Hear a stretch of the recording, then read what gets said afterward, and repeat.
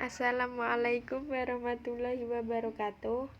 Kami dari kelompok 7 yang terdiri dari Wingky Noviana dengan NIM 20206101106, Ulul Ilmi dengan NIM 20206101121, dan Fitriana Janatun Naimah dengan NIM 20206101129 akan mempresentasikan tentang ayat dan hadis, efisiensi dan efektif.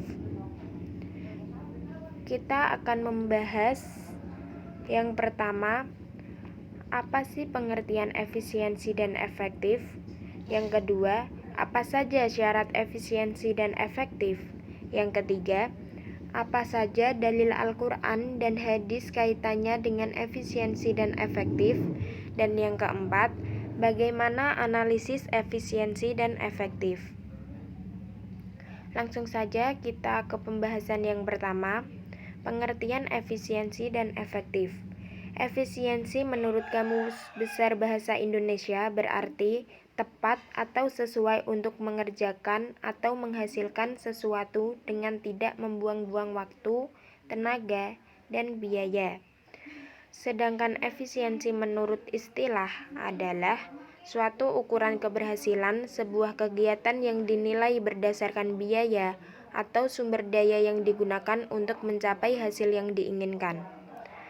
Sedangkan efektif berasal dari kata efektif yang berarti ada efeknya, membawa hasil, berhasil guna atau usaha tindakan, dan mulai berlaku. Sedangkan efektif menurut istilah adalah suatu tingkat keberhasilan yang dihasilkan oleh seseorang atau organisasi dengan cara tertentu sesuai dengan tujuan yang hendak dicapai. Selanjutnya, pembahasan yang kedua, syarat efisiensi dan efektif. Untuk memahami lebih dalam, maka ada syarat-syarat efisiensi dan efektif. Syaratnya yaitu 1. Memuat kemampuan dalam mendatangkan hasil dan manfaat. 2. Bernilai ekonomis. 3. Pelaksanaan kegiatan dapat dipertanggungjawabkan. 4. Terdapat pembagian kerja yang nyata. 5. Mengandung rasionalitas, wewenang, dan tanggung jawab. 6. Memiliki prosedur kerja yang praktis. Selanjutnya pembahasan yang ketiga, ayat efisiensi dan efektif.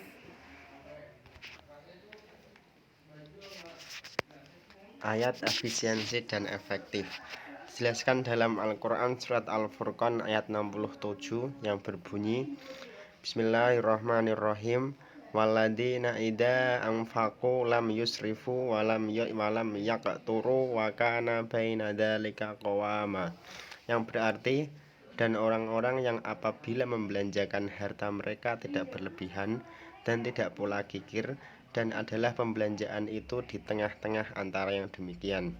Selanjutnya dalam surat Al-Isra ayat 26-27 yang berbunyi, Bismillahirrahmanirrahim, wa atidal qurba haqqahu wal miskina wa ibnas sabili wala tubaddir tabdira innal mubaddirina kanu ikhwana syayatin wa kana syaitanu lirabbihi kafura, yang berarti dan berikanlah haknya kepada kerabat dekat, juga kepada orang miskin dan orang-orang yang dalam perjalanan, dan janganlah kamu boros menghambur-hamburkan hartamu secara boros. Sesungguhnya orang-orang yang pemboros itu adalah saudara setan, dan setan itu sangat ingkar kepada Tuhannya. Surat Al-Furqan ayat 67 memiliki keterkaitan yang erat dengan makna al-iqtisad dan al-muqtasid yang mengandung arti penghematan dan tidak berlebih-lebihan. Artinya, ayat tersebut mengajarkan umat muslim untuk hidup sederhana dan tidak berlebihan dalam membelanjakan harta mereka. Hamba Allah yang benar-benar mukmin tidak akan melampaui batas atau berlebihan dalam mengeluarkan hartanya. Mereka juga tidak berlaku kikir terhadap diri sendiri maupun keluarga. Mereka mengeluarkan nafkah secara seimbang, tidak berlebihan dan tidak kekurangan. Tak sampai di situ, Ayat ini juga berisi anjuran Rasulullah supaya umatnya berhemat dalam mengelola harta yang dimiliki. Seseorang dengan harta yang dapat mencukupi kebutuhannya agar menyisihkan sebagian harta itu untuk menjalankan amalan sunnah. Misalnya seperti berinfak, tetapi tetap dalam batasan yang wajar dan tidak berlebihan, disesuaikan dengan kondisi masing-masing serta situasi yang dihadapi. Asbabun Nuzul Surat Al-Isra atau dikenal juga dengan nama Surat Bani Israil termasuk surat Makkiyah. Khusus pada ayat 26 sampai 27 memiliki asbabun nuzul yang diriwayatkan oleh At-Tabrani yang bersumber dari Abu Sa'id Al-Khudri dan dalam riwayat lain bersumber dari Ibnu Abbas bahwa ketika turun ayat ini Rasulullah Shallallahu alaihi wasallam memberikan tanah di Fadak atau tanah yang diperoleh Rasulullah dari pembagian atau rampasan perang kepada Fatimah. Isi kandungan pada surat Al-Isra ayat 26 yaitu secara jelas Allah melarang kita melakukan pemborosan, yaitu pada janganlah kamu, artinya boros adalah perbuatan yang dilarang Allah. Perbuatan yang dilarang oleh Allah berarti sesuatu yang tidak baik dan tidak membawa manfaat. Secara umum, segala bentuk pemborosan dan penghambur-hamburan harta adalah perbuatan yang dilarang dalam Islam. Pada ayat selanjutnya, yaitu ayat 27, Allah memberitahukan bahwa orang-orang yang melakukan pemborosan dan berbuat mubazir adalah saudara setan. Padahal setan itu ingkar kepada Tuhannya, yaitu Allah Subhanahu wa taala.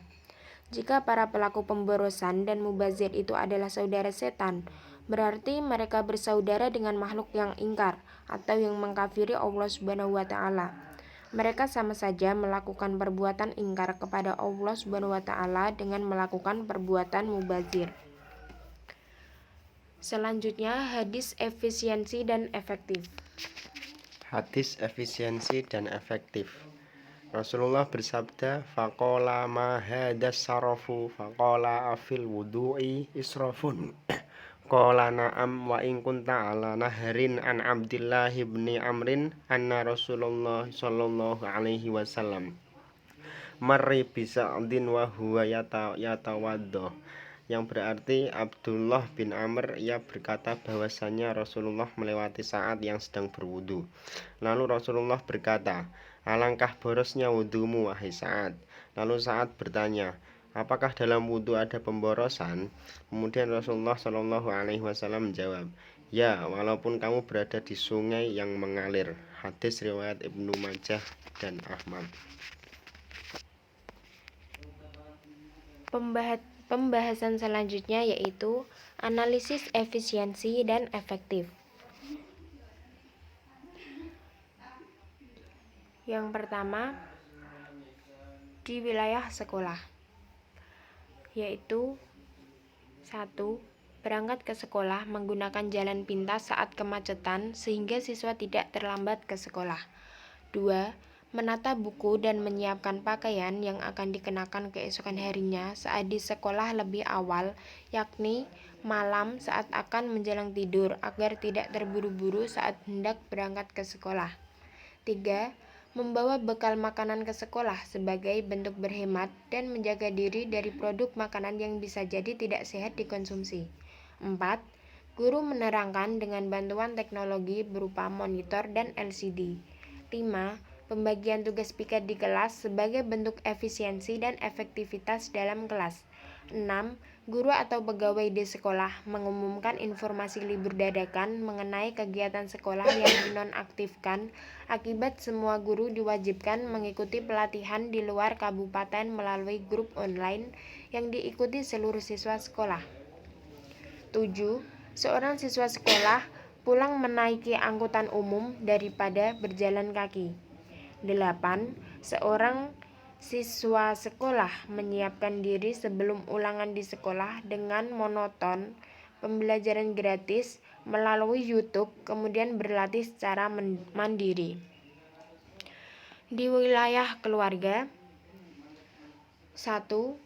Membeli perlengkapan rumah melalui aplikasi online. 2. Memasak menggunakan rice cooker sehingga ibu di rumah dapat mengerjakan pekerjaan rumah lainnya dan tidak sibuk memasak dan menunggu nasi matang di dapur. 3. Mencuci menggunakan mesin cuci sehingga pakaian atau cucian biasa lebih cepat selesai dan lebih cepat kering karena ada fitur pengering dalam mesin cuci. 4. Ibu memasakkan sarapan dan menyiapkan bekal makanan untuk anaknya sesaat sebelum anaknya ke sekolah. Hal ini dilakukan untuk membiasakan anaknya berhemat serta memperhatikan konsumsi anaknya sehingga terhindar dari segala bentuk makanan yang kurang bergizi di luar rumah. 5. Ibu mengupas bahan masakan seperti wortel, kentang, ataupun labu siam tidak lagi menggunakan pisau, namun memanfaatkan peeler sehingga pekerjaan memasak menjadi lebih cepat dan mudah. 6. Seorang ayah ingin mengunjungi putrinya yang berkuliah di luar kota dengan menggunakan jalur udara atau pesawat yang hanya membutuhkan waktu 2 jam karena lebih cepat daripada menggunakan jalur darat yang membutuhkan waktu kurang lebih itu 2 hari dalam perjalanan. Di dalam masyarakat, penerapan dalam efisiensi dan efektivitas yang seringkali ditemukan dalam kehidupan sehari-hari, khususnya hubungannya dengan arti masyarakat, antara lain 1. Memilih berkendara dengan sepeda atau sepeda motor saat raya jalan dimaceti kendaraan roda 4. 2. Memotong rumput dengan bantuan alat pemotong rumput saat melakukan kerja bakti di lingkungan masyarakat. Dengan bantuan teknologi tersebut, pekerjaan akan lebih cepat selesai dan mudah dilakukan. 3. Ketua RT mengumumkan kegiatan kerja bakti desa yang akan dilakukan minggu depan melalui papan pengumuman di kantor desa, pasar, lapangan, dan tempat strategis lainnya yang dilewati warga. Cara ini lebih efektif daripada ketua RT mendatangi rumah warganya satu persatu. 4. Kepala desa mengundang seluruh anggota masyarakatnya dalam kegiatan 17 Agustus di lapangan melalui undangan online. Cara ini menunjukkan usaha yang efisien dan efektif karena kepala desa tidak perlu mencetak satu persatu undangan berupa kertas ataupun menyebarkan secara personal. Cukup dengan memformat ke salah satu pengguna media sosial dalam keluarga masyarakatnya serta turut menyebarkan pada tetangga di sekitar sehingga undangan tersebut dapat merata tersampaikan. 5. Salah seorang warga berbelanja keperluan untuk lomba 17 Agustusan secara online karena harga yang diperoleh jauh lebih murah karena menggunakan voucher belanja yang dimenangkannya saat jalan santai memperingati hari jadi desanya. 6. Seorang anak berbelanja di pasar tradisional untuk mendapatkan harga yang lebih murah karena bisa menawar daripada di pasar modern. Cukup sekian penjelasan materi dari kelompok kami. Semoga bermanfaat. Sekian dan terima kasih. Wassalamualaikum warahmatullahi wabarakatuh.